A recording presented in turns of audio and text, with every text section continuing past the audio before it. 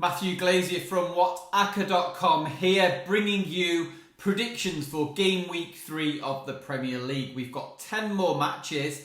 It all starts with Tottenham against Wolverhampton Wanderers on Saturday lunchtime. So what do we have for this game? We have a Tottenham win and both teams to score no. Spurs have got 4 points on the board already. They were lucky to get a point at Chelsea last weekend, but still managed to sort of show their fighting qualities. The main reason why we're getting with both teams to score now is simply because Wolves are short of goals. That Raul Jimenez is not operating for them at the moment. He's injured.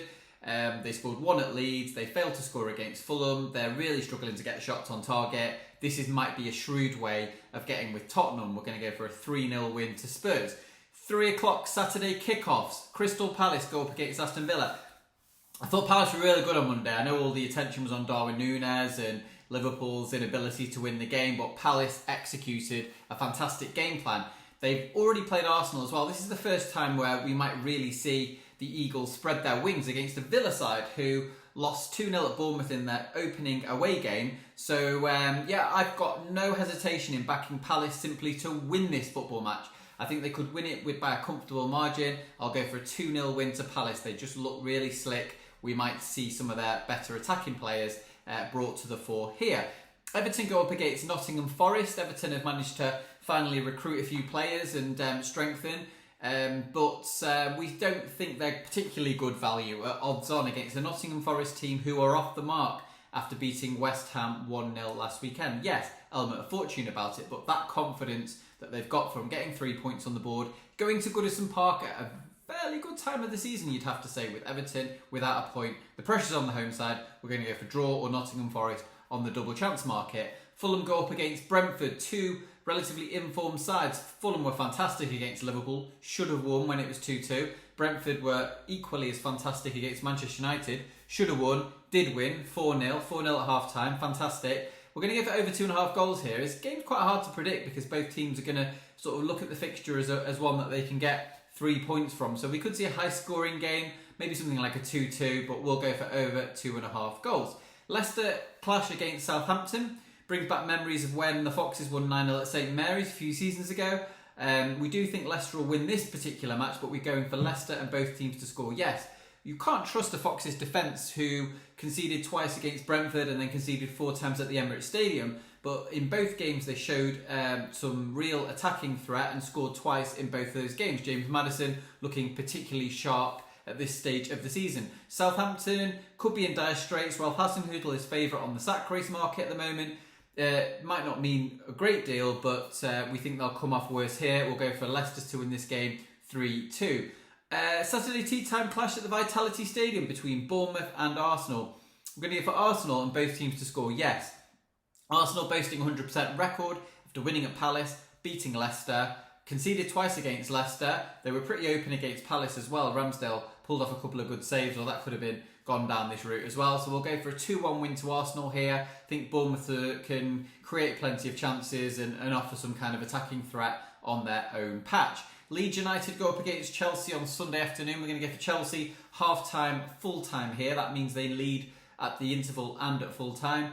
It's a bet that should have copped against Tottenham, really. They were so superior against Spurs in the London derby on Sunday. Only 1-0, only 1 goal to show for their endeavours in the first half. Finished 2-2, but really Chelsea were in cruise control, really, until the break. They should make no mistake this time, provided they get their noses in front. We might see Mason Mount click into gear in this game, but Raheem Sterling looks like he's sort of integrated well into the team. Koulibaly adds a bit of steel at the back alongside Thiago Silva. Reece James is probably better pushed forward, and Cucurella looks good in the left wing-back position. Chelsea half-time, full-time. 3-0 to Chelsea, maybe? Something along those lines, I think. I think they can probably shut out Leeds United. West Ham kick off against Brighton at the same time, 2 o'clock. We're going to go for Brighton or the draw in this game. No reason to oppose Brighton. They've done everything right so far, apart from score a winner against Newcastle. They won 2-1 at Old Trafford, deservedly. Outplayed Newcastle, failed to score. Pascal Gross is looking in fantastic form at the moment, as is Leandro Trossard. Defensively, they're looking very sound. West Ham have a few questions to answer. They could have got something, should have got something at the City ground, didn't. No points so far. fair degree of pressure on this game. London Stadium could turn against them if they go a goal down. Yeah, just not quite happening for West Ham at the moment. Happy to get against them at this point in the season. St James's Park is where the late Sunday afternoon Premier League game takes place. We're going to go for Manchester City, and both teams to score no when they travel to Newcastle. City just have been very comfortable so far. They won 2-0 deservedly at West Ham without the Hammers really laying a glove on them. The same thing happened against Bournemouth, so why try to fix a bike that's not broken here? City are both teams to score no for the third game running, makes plenty of appeal against the Newcastle side who won't see a lot of the ball, failed to score at the Amex, took a while to score against Forest despite having lots of chances, and City are just very good at closing the game, managing the game. They already look like Premier League champions-elect. Monday night, Manchester United against Liverpool. Liverpool won by a 9-0 aggregate score over the two games against the Red Devils last season. Something tells me that United are going to arrest the defensive issues that were all too apparent against Brentford. There's a few days with which Erik ten Hag has had to work with his players since that game.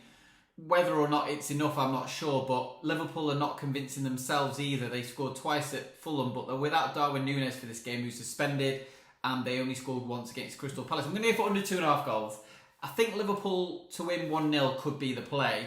I think Klopp is clearly looking upon this fixture not just as, we're playing Manchester United. They need to win Liverpool. They failed to win the first two matches against Fulham and Palace. They failed to win this one, and I know it's a ridiculous statement, but if City win again, they could find themselves 6 points behind City after 3 games played, which, as far as their title aspirations are concerned this season, it puts quite a big dent in it already. So under 2.5 goals, yeah, could be 1-0 to Liverpool, but yeah, I just wouldn't want to get with the visitors in this game, despite Manchester United's obvious shortcomings.